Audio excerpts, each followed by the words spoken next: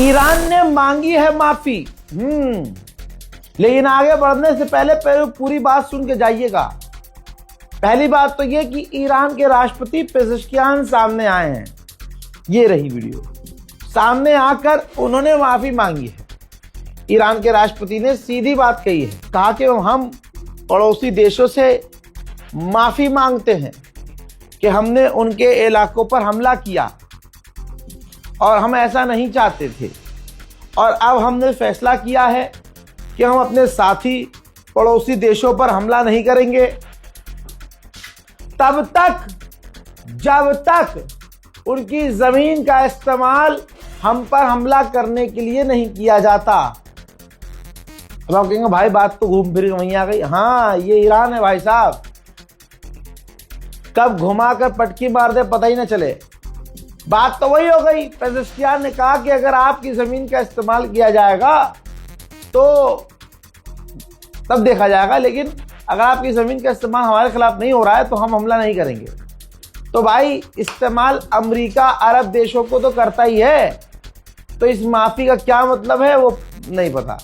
लेकिन पेज़ेश्कियान ने आगे कहा है कि ये जो माफी हम मांग रहे हैं अपने भाइयों से मांग रहे हैं। फिर ये भी कह दिया कि भाई अगर हमारी भाइयों की जमीन इस्तेमाल की गई हम पर हमला करने के लिए तब तो हम हमला करेंगे।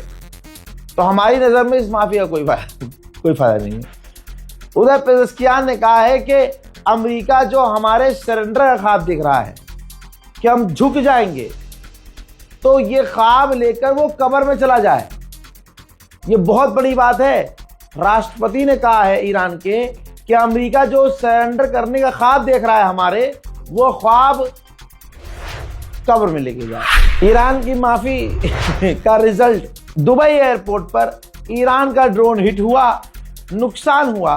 दुबई के एयरपोर्ट पर डिफेंस सिस्टम जो लगा हुआ है वो भी काम नहीं किया। फिर हुआ क्या, जो कल रात को मैंने बताया था कि थोड़ी थोड़ी फ्लाइट शुरू हुई हैं दुबई की ताकि लोगों को निकाला जा सके, दोबारा से सारे जहाज और पूरा एयरपोर्ट बंद कर दिया गया। Straight to the airport. Oh my God. Ya Rab. Ya Rab. Ya Rab. Straight to the aircraft. Straight to... Ya Allah. Saudi Arab ने कहा कि ईरान की तरफ से जो पूरे इलाके पर हमला हो रहा है उससे कोई फायदा ईरान का नहीं हो रहा है और कोई स्टेबिलिटी और सिक्योरिटी हासिल नहीं हो रही है ईरान को।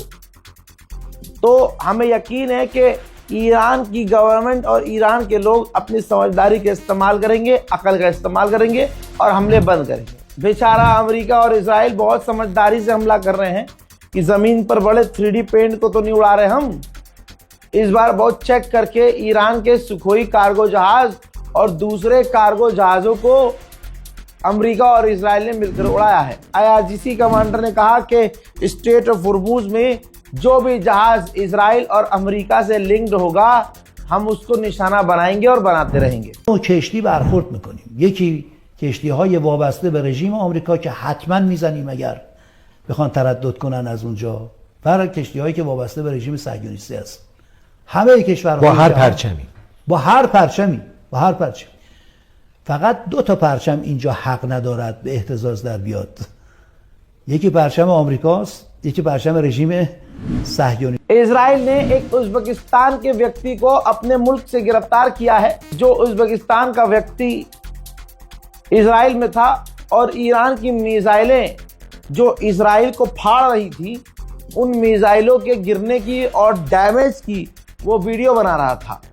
तो उज़्बेकिस्तान के उस व्यक्ति को इजराइल ने गिरफ्तार कर लिया। मेरे दोस्तों, आपको बता दूं कि अमेरिका ने 3 दिन पहले कहा था कि ईरान के डिफेंस खराब हो चुके हैं। लीजिए आपके सामने तस्वीर है।